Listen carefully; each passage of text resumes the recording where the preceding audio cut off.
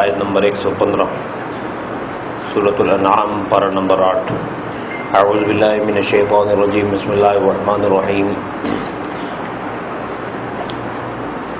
وتمت کلمۃ ربک صدقا وعدلا لا مبدل لکلماتہ وہو السمیع العلیم۔ صدق اللہ العظیم۔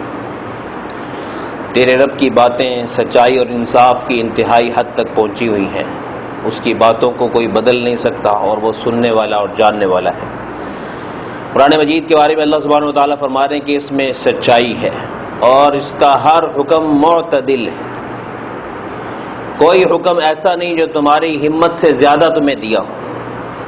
ہم بعض اوقات ہمارا ذہن کہہ رہا ہوتا ہے یار یہ حکم بڑا سخت ہے، بڑا سخت ہے۔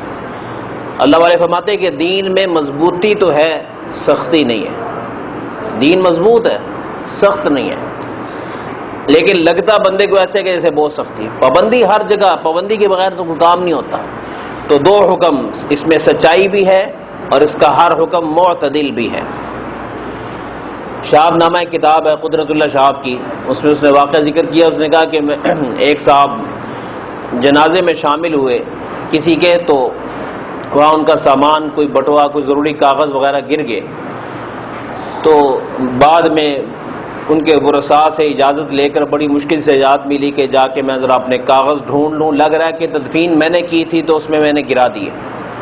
تو جیسے ہی اس نے قبر کھولی تو تھوڑا سا پٹا ہٹایا تو نیچے خوشبوئیں اور پھول ہیں، اور پھولوں کے اوپر اس کا وہ پرس اور کاغذ رکھے ہوئے ہیں۔ اس نے وہ اٹھائے اور اس نے کہا یہ تو کوئی ولی اللہ ہے۔ تو وہ پریشان ہو گیا، گھر چلا گیا ان کے کہ یہ صاحب کون تھے، ان کے کیا نیک اعمال تھے، ذرا مجھے بھی بتائیں تاکہ میں بھی کیا کروں۔ لیکن انہوں نے قرآن مجید بھی نہیں پڑھا ہوا تھا۔ ہاں رویا کرتے تھے کہ میں نے قرآن کیوں نہیں پڑھا، اور ان کا رونا ہی شاید اللہ کو پسند آ گیا۔ اور اس آنسو نکالتے ہوئے روزانہ کیا کرتے تھے، فجر کی نماز پڑھتے تھے، کوئی بھی نماز پڑھتے تھے، قرآن مجید کو کھولتے تھے اور انگلی ایک صفحے پر، دو صفحوں پر، تین صفحوں پر پھیرتے تھے، تو بار بار زبان پہ کہتے تھے ربا مینوں پڑھنا نہیں آیا، مینوں کو پڑھانے والا نہیں ملیا، لیکن جو تو فرمایا سچ فرمایا، جو تو فرمایا سچ فرمایا، جو تو نے فرمایا سچ فرمایا۔ اسی طرح وہ پورا قرآن پورا کر دیا کرتے۔ تو اللہ تعالیٰ کو یہ بھی پسند آ گیا کہ بندے کو سکھانے والا کوئی نہیں، لیکن کس حد تک وہ جا سکتا ہے۔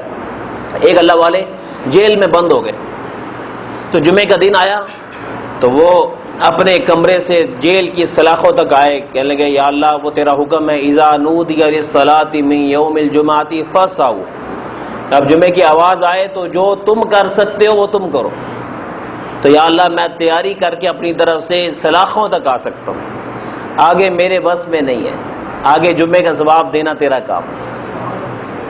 تو جو میرے بس میں آج ہم وہ بھی نہیں کر رہے۔ تو تیرے رب کا کلام سچا ہے، اس میں اللہ کہہ رہے وَلِلَّهِ الْعِزَّةُ، عزت تو اللہ کے پاس ہے، یہ سچ ہے۔ اور میری عقل، میرا مشاہدہ، میری آنکھ کہتی ہے پیسے میں عزت ہے، یہ جھوٹ ہے۔ وَلِلَّهِ الْعِزَّةُ وَلِرَسُولِهِ، میرے رسول کے پیچھے چلنے میں عزت ہے۔ وَلِلْمُؤْمِنِينَ، مومن بننے میں عزت ہے۔ لوگ مومن ایمان چھوڑ کے عزتیں ڈھونڈ رہے ہیں، غلط ہے، انہیں دھوکہ لگ رہا ہے۔ ایک دن آئے گا اصل بات کھل جائے گی کہ میں غلط جگہ چلا گیا تھا، میرے فیصلے غلط تھے۔ پاکستان بننے کی بات ہے کہ جب جن دنوں بن رہا تھا یہاں کے لوگ وہاں جا رہے تھے، وہاں والے غیر مسلم یہاں سے وہاں شفٹ ہو رہے تھے، وہاں کے مسلمان یہاں آ رہے تھے۔ تو آنند لال ایک شخص تھا، وہ بھی شفٹ ہونا چاہ رہا تھا کہ یار اب مسلمانوں کا یہاں ملک ہوگا تو ہمارے لیے یہاں رہنا صحیح نہیں۔ اس کے ساتھ ایک مسلمان تھا آزاد عیاش قسم کا، احمد نام تھا اس کا۔ تو اس کو اس نے بتایا، شادی شدہ تھا لیکن اولاد نہیں تھی، موہنی اس کی بیوی کا نام تھا۔ تو یہ سارے تیاری کر رہے کہ اب آج گئے کل گئے، تو اس کے کسی برادر نسبتی نے اس کو بلایا کہیں کہ چلو فائنل کرتے ہیں، نکلتے ہیں یہاں سے۔ تو اس کے برادر نسبتی نے کہا میری طرف آؤ پھر فائنل کرتے ہیں۔ تو یہ ادھر گیا، پیچھے یہ جو مسلمان صاحب تھے نا ان کا دماغ خراب ہو گیا، انہوں نے بدکاری کی نیت کر لی۔ مسلمان ہم تو اپنے نبی کو بدنام کرتے ہیں، دنیا میں ایسے واقعات کیا نبی علیہ السلام کا جو ہے جی. تو اللہ کی شان طریقے سے نا اس نے یہ جو نام کا مسلمان تھا اس نے کیا کیا, اس کو کہنے لگا کہ وہ آپ کے بھائی صاحب میاں صاحب نے کہا کہ میں آپ کو لے اکٹھے تھے, ہمسائے تھے, بے تکلفی تھی, آنا جانا تھا, کہا میں آپ کو وہاں اسٹیشن تک چھوڑا ہوں. وہ ادھر آ گئے, اسٹیشن تھوڑا فاصلے پر تھا, بے تکلفی انتہا کی تھی, اسے اس ذہن بھی بنا ہوا تھا اور وہ اپنے گھر کے گیا تھا کہ سامان تیار رکھو بس اب ہم نے نکلنا ہے, میں آ رہا ہوں بس. اب یہ کہہ کہ یہاں سے جناب وہ چلا گیا ادھر, اس نے اس کو ٹانگے پر بٹھایا اور شہر سے باہر جنگل کی طرف لے گیا. اس کو کہنے لگا اسٹیشن لے کے جا رہا ہوں. اس نے جب پردہ ہٹایا کہنے لگا اسٹیشن نہیں ہے, انہوں نے کہا بس اسٹیشن آنے لگا. اس کو جنگل میں اتارا اور ٹانگے والے کو بھی پیسے دے دیے کہ تو نے نہیں بولنا. وہاں جا کے اس نے اس کی طرف بدکاری والا ہاتھ جب بڑھایا, اس نے کہا شرم کر, تو مسلمان ہے, یہ کیا کر رہا تو. اسے کہتا ہوس چڑھی ہوئی تھی, اس کو دماغ کام نہیں کر رہا تھا. آخر اس نے نا دانت اس کو چبو دیے, پوری طرح کاٹا. 2 منٹ کے لیے اس نے چھوڑا, پھر یہ بھاگی, پھر پکڑ لیا. آخر کار اس نے جب اس کو اپنے پنجے میں لیا نا تو یہ اس نے بڑی کوشش, کپڑے اس کے پھٹ گئے, لیکن آخر وقت میں نے ایک تعویذ اس کے گلے میں نکلا. تو اس نے فوراً نیچے سے کہا, خاتون اس نے کہا کہ یہ قرآن ہے, میں نے کسی مسلمان سے بنوایا تھا, اس میں قرآن کی آیت ہے, اگر یہ سچا کلام ہے تجھے اس کے واسطے سے کیا, مجھے چھوڑ دے. ہو نہیں, میں نہیں مانتا کہ اس وقت مجھے ہوس ہے. اندھا انسان, او ہو نشہ. اس لیے جن کی آنکھیں محفوظ نہیں نا, کسی دن میں شہوت میں پاگل ہو سکتے. پھر ایمان سائڈ پہ, اعمال سائڈ پہ, تقوی سائڈ پہ, وہ کہتے انجوائے کر رہے ہیں یار, میں کرنا ورنہ کچھ نہیں, صرف دیکھ رہا ہوں. بکواس ہے میری, جب کرنا کچھ نہیں تو دیکھتا کیوں ہو تو. اس لیے دوستو بڑے ہی درد کے ساتھ کہہ رہا ہوں, بال سفید ہو جاتے ہیں پر دل کالا ہی رہتا ہے. بیٹی بیٹی کہتا رہتا ہے اور ہوس کی نظر سے دیکھتا ہے. باجی باجی کہتا رہتا ہے, بہن بہن کہتا رہتا ہے اور گندی نظر سے دیکھتا ہے. کاروباری دکاندار حضرات جانتے ہیں جو ان مارکیٹوں میں بیٹھے ہوتے ہیں, باجی باجی باجی. کیا ہو رہا ہے جی, اللہ دیکھ رہا ہے. تو اس نے کہا کہ یہ قرآن ہے. پھر اس نے نہیں سنی نا, اس نے کہا کہ اے قرآن کے رب, اگر یہ تیرا قرآن سچا ہے تو میری مدد کر. اسی وقت میں جناب اس کی گرفت ڈھیلی ہوئی اور وہ چیخیں مارنے لگا. اس نے پیچھے ہٹ کے دیکھا نا, کالا ازدہا سانپ بہت بڑا, اور اس کے پورے جسم سے لپٹ گیا اور اس نے اس کا پورا خون ہی نچوڑ دیا اور تڑپنے لگا. اور یہ حیران کی, میں نے ایک دفعہ کہا کیسی مدد آ گئی, کتنا پاورفل کلام ہے. اب یہ پہنچی رات کو 3 بجے گھر, اللہ کی شان 8 بجے وہ بھی آ چکا تھا, آنند راج بھی آ چکا. اس نے کہا تو کدھر تھی؟ ان کا اس طریقے سے ہوا اور یہ واقعہ ہوا اور میں پھنس گئی ایسے. تو کہا کیا, پھر کیسے آئی؟ انہوں نے کہا کہ میں نے بس وہ قرآن کا تعویذ تھا میرے پاس, میں نے کہا یا اللہ اگر یہ تیرا سچا کلام ہے اس کی برکت سے میری مدد کر. اور اس طریقے سے وہ مر گیا وہاں پر, ہمارا جو ہمسایہ تھا. تو اس نے کہا کہ پھر ہندوستان کیا جانا ہے, پھر ادھر ہی کلمہ پڑھ کے قرآن کی بن جاتے. ایسے مسلمان ہو دوستو, کاش کہ مسلمان کو یقین ہو کہ یہ بڑا پاورفل کلام. گھر میں خزانہ ہے اور ہم پیاسے بیٹھے ہوئے. تو اس لیے یہ جو محفل ہے نا, اسے معمولی نہ سمجھا کریں اور اس کے دعوت دینے میں بخل سے کام نہ لیا کریں. قیامت کے روز یہ بھی پوچھا جائے گا کہ آپ کو جب پتہ چلتا تھا کہ چینی سستی ہوئی ہے, ڈالر سستا ہوا ہے, گولڈ سستا ہوا ہے, تو 100 میسج کرتے تھے, کبھی قرآن کا میسج بھی کسی کو کیا تھا؟ نہیں کہنا نہیں ہے مرضی بھائی نہ دی. اپنی کوشش تو کرے نا. کوئی نہیں آتا نہ آئے, کوئی بھی نہ آئے, 5 بندے کافی ہیں, 2 کافی ہیں, 1 کافی. لیکن نہیں, ہم کہتے نہیں ایسی نہیں کر سکتے کیونکہ ہم اسے خزانہ سمجھتے ہی نہیں.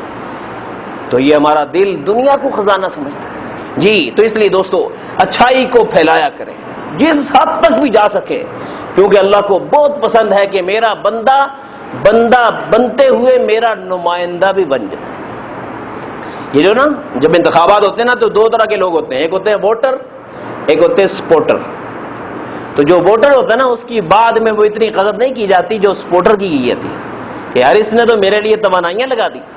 تو قیامت کے روز جو سپورٹروں کے ساتھ معاملہ ہوگا نا, ووٹروں کے ساتھ نہیں ہوگا. یہ نماز پڑھنا ووٹ ڈالنا ہے, لیکن نماز والا بنانا یہ جو تبلیغ والے کہتے ہیں یہ سپورٹ کرنا ہے جی. روزہ رکھنا ووٹ ہے, روزے والا بنانا سپورٹ ہے. تو اس لیے سپورٹر بنے، سپورٹر، اور آپ کو دیکھ کر کوئی اللہ کا بنے، مصطفیٰ کا بنے، قرآن کا بنے، اسلام کا بنے، صحابہ کا بنے، اولیاء اللہ کا بنے، اہل بیت کا بنے. کچھ کوئی تو ہو. ہر روز 5 میسج تو چھوڑا کرو یار. 5 نشستوں میں یہ بات تو کیا کرو کہ یار کچھ بھی ہو، زندگی یہ فانی ہے، آگے سب کچھ ہے. والآخرۃ خیر، آخرت ہی خیر ہے. لمن اتقا، تقوی والے کو یہ بات سمجھ میں آتی ہے. تو اس لیے وتمت کلمۃ ربک صدقا وعدلا، تیرے رب کی باتیں سچائی اور انصاف کی انتہائی حد تک پہنچی ہوئی ہیں. لا عدل، اعتدال. لوگ اعتراض کرتے ہیں کہ بیٹی کا حصہ ہاف اور بیٹے کا حصہ اسلام میں ڈبل ہے. تو اسے بتایا جاتا ہے کہ بھائی یہاں پر کیا ہے، اسلام نے بیٹے کو کہا کہ تجھے ڈبل دے رہے ہیں، لیکن ساری باقی کمزور جتنے بھائی ہیں، باقی جتنی بہنیں ہیں، تیری جو والدہ ہے اور تیرے جو والد ہیں اور خاندان کے جتنے کمزور افراد ہیں، ان کی سپورٹ تجھ پر فرض ہے، اور اگر تو نہیں کرے گا تو جہنم میں ڈالیں گے. تو لیکن تجھے ڈبل دے دیتے. اور لڑکی سے کہا تو ہاف لے لے، لیکن تجھ پر کسی کا فرض نہیں. تو یہ ہے عدل کہ لڑکے کو بظاہر ڈبل دیا لیکن ڈیوٹیاں 10 گنا زیادہ دی. ڈیوٹیاں کہ تو نے گھر بھی چلانا ہے، ان بہنوں کے بچے ہوں گے نا، اور ان کی خوشیوں میں بھی تو نے پیسے دینے ہیں، ان کے بچوں کے سوٹ بھی بنا کے دینے عیدوں پہ، یہ سب تیرے ذمے ہیں، بہن کے ذمے نہیں ہے. لیکن تجھے ڈبل دے رہے ہیں. بس وہ ڈبل کے نام پر اس کو خوش کیا گیا ہے، لیکن ہے بڑا معتدل قانون. لیکن دیکھنے میں ایسے لگتا ہے جیسے پتہ نہیں زیادتی ہو رہی. تیرے رب کا ہر فیصلہ عدل پر مبنی ہے. تو اسلام میں انصاف وہ ہے جو عدل والا ہے، اعتدال والا، معتدل. لا مبدل لکلماتی، اس کے فیصلوں کو، اس کے کلمات کو، اس کی آیات کو کائنات میں کوئی نہیں بدل سکتا. وہو السمیع العلیم، اور وہ کامل سنتا ہے، کامل جانتا ہے. وَإِن تُطِعْ أَكْثَرَ مَن فِي الْأَرْضِ يُضِلُّوكَ عَن سَبِيلِ اللَّهِ، اور اگر قرآن کو چھوڑ کر لوگوں کی اکثریت کی طرف جاؤ گے وہ تمہیں گمراہ کر دے. إِن يَتَّبِعُونَ إِلَّا الظَّنَّ وَإِنْ هُمْ إِلَّا يَخْرُصُونَ، وہ تو خیالات کے پیروکار ہوتے ہیں، ہاں جی، لاجک کے بندے ہوتے ہیں، قیاس آرائیاں کرتے ہیں. اس لیے تم ان کے پیچھے مت چلو. جو اللہ کہہ رہا ہے، اس کا قرآن کہہ رہا ہے، اس کا مصطفیٰ کہہ رہا ہے، اس کا فرمان کہہ رہا ہے، اس کی طرف دیکھو. بشک وہ چیز رواج میں نہ ہو. ہوتا ایسے ہی ہے، رواج اور ہوتا ہے، دین کچھ اور کہتا ہے. اب انسان کا ایمان ہے، وہ کس طرف زیادہ کہتا ہے، نہیں یار دنیا ساری ادھر ہے، میں ادھر کدھر آیا. اب شریعت کہتی ہے کہ جس کی شادی ایسی ہو کہ جس میں اسراف نہ ہو، جس شادی میں اسراف نہ ہو، فرمایا دین نے ہمیں بتایا کہ اس کی میاں بیوی کی زندگی میں موت تک اللہ برکت کا فیصلہ کر دے. اسراف نہیں کرنا، لیکن کہنا یار وہ مزہ ہی آئے گا. اسراف سے کرنا پڑے گا، تھوڑے پیسے لٹاؤ، تھوڑا سا یہ جناب یہ چیزیں لگاؤ، وہ لگاؤ.